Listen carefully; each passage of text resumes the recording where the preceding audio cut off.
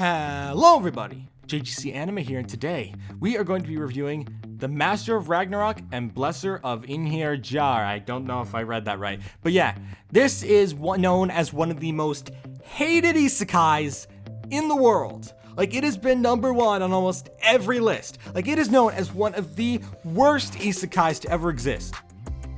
Which I think Isekai Cheat Magician deserves that title. But today, I'm going to be talking about this one after having binged the entire series. And yeah, let's just hop right into this. So, what's the basic story summary? It's quite simple, really. Guy just finds a magic mirror with his friend and goes to another world. Yeah.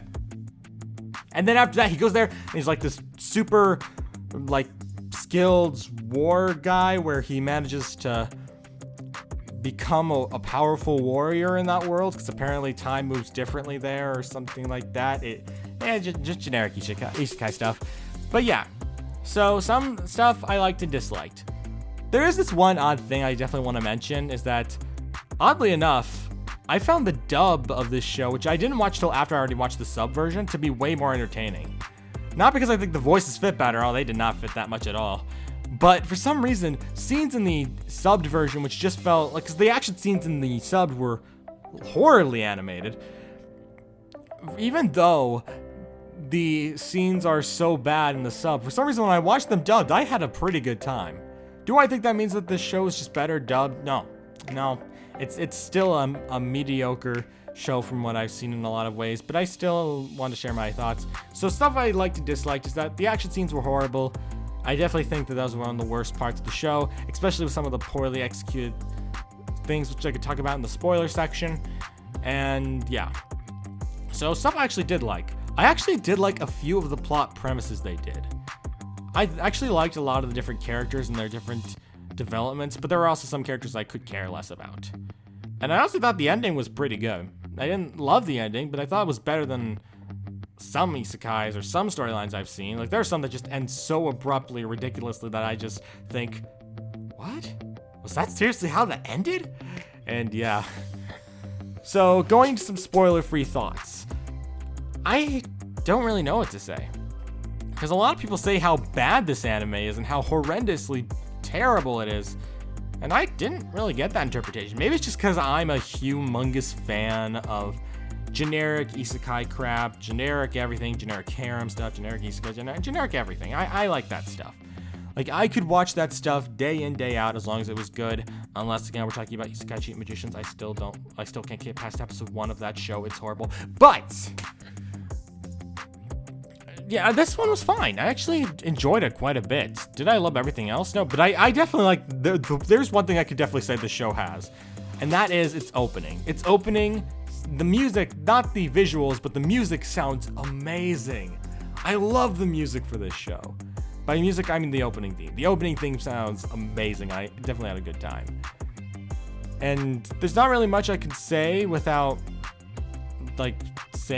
spoiling too much, because there's not really that much to spoil. But yeah, I'm just gonna move it to the spoiler section now. Here's a timestamp to when the spoilers end, and without further ado, I am going to count down from 5 and move it to the spoiler section. If you have seen this anime, I'd recommend sticking around for the spoiler section, but if you haven't, I would recommend skipping to the end. But I would prefer if people who have seen the anime stick around for the spoiler section. So anyway, 5, 4, 3, 2, 1. Now, as we know, this is your generic isekai harem, where the guy comes in and every single girl falls for the main character, despite the fact he actually, for one of the few rare times, actually has a love interest. His childhood friend, who, at the end of the season, he asks to get married to? It makes more sense than some of the other ridiculous endings. It was one of those endings that slightly made more sense, because there are some animes that are just like, let's get married, and one storyline doesn't fit, doesn't make any sense, and some of them are ridiculous. This one slightly makes sense. It definitely does play into the harem aspect, obviously, because of the fact that almost every single girl in the main cast is very focused on getting with the main character, who is about as generic as you can get, but he's fine. He's fine. If I'm being honest about everything here, I didn't love this anime, but I didn't hate it. I generally thought it was a fine anime that if you were just someone who wanted to turn your brain off and do nothing else, just sit down and just think, what is life? And just watch this show, you'll realize, oh, that's it. It's not watching anime. But yeah, there's some good, some bad, but definitely the bad. I do agree with a lot of people that a lot of the bad outweighs the good. But like, there's this one ridiculous scene where some guy tries to go and stab the main protagonist, and some old man jumps in the way to stop him and kills him. It is one of the most weirdly animated scenes. It's like Soma Spider, so what bad of animation, which is funny because the show came out before that. And there are some times when the animation and storytelling is as abysmal as some of the other shows I've seen, but I still had a pretty good time with it. There were a lot of characters in it that I thought were funny, but there were also ones I didn't like. And overall, there's just some stuff that was fun and some stuff was bad. Like, there's this one episode where they buy a slave girl and her mom, and there's one thing I don't understand in a lot of animes. Why don't they just buy them? Why don't they why don't they do stuff like what I read in later volumes of the series Alpharetta? Why don't you free them? Why do they have to be, why do you just buy them? That's not going to stop the fact that the slave trade still existing. Why not just try to free them? It doesn't make too much sense, but animes love to do that. But there's also this one episode, it's like a bath episode where the entire group goes, with the main character goes out to like a hot spring, and of course, they all try to get into his pants for some reason.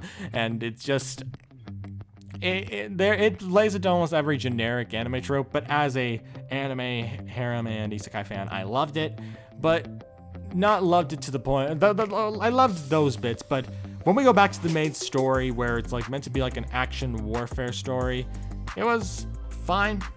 It was okay. The animation was still pretty bad, and overall, I definitely wish that the story could have been better, but compared to some shows I've seen, it was actually pretty good. Did I love every single aspect of it? No. I've mentioned this multiple times throughout this review, but it was a fine anime. And without really saying too much else, I guess we're at the conclusion now. So, what are my final thoughts? It was fine. It was fine. It isn't the worst anime I've ever seen. It's not the best. It was fine. I know that the odds of it getting season 2 are probably less than 3%, maybe even 1%, but it was fine. That's why I'd probably have to just rate this anime a 5 out of 10. It gave me exactly what I was going in for, and all in all, I wasn't that unsatisfied. It was fine. There are those people out there who think that everyone has to hate on an anime, despise it, just loathe it. But that's not me. There are animes I can generally say I hate with a passion, but there are a lot more I can say I love with like a fire. It's just, there's so many good ones out there that finding a bad one is difficult. All in all, though, I didn't think this anime was as bad as people say it was. There are some that other people say are bad, like In Another World with My Smartphone, or Prodigies in Another World, like the ones I actually enjoyed. I liked some of those. Why are people hating on so many different isekais? I don't get it. There are other ones that I can't give an opinion on, like the one about the kid and his mom being in an RPG. I never plan to watch that one ever, so I can't give an opinion on that one. I have no plans to ever sit down and watch that one. Even if people say it's bad or good, I don't care. I'm not going to watch it. And while there's definitely some weird ones out there, there's some really weird animes. Like, if I have to list the animes off the top of my head, I definitely can despise. There's ones like Conception and also Isekai Cheat Magicians that I generally can't stand. But all in all, there's a lot of good anime out there, and overall, this was one of the better, like, worse animes. I definitely think it's worth a watch for somebody who doesn't really care what they watch. If they're just really into generic isekai and generic harem tropes, you'll like it. You'll like it to a certain extent, as long as you don't really think about it. And yeah, that's all I can really say without really saying anything else. You've heard my review. That's it. And I realize I've just spent almost 10 minutes, like 9 minutes and 30 seconds or something, talking about this, and I'm just gonna head on my way. Thank you all for watching, and I shall see you all around. Also, if you're new to the channel, don't forget to subscribe. I always welcome new anime fans to the channel, and I try to release reviews almost weekly. So without further ado, I thank you all for watching, and I shall see you all around. Peace!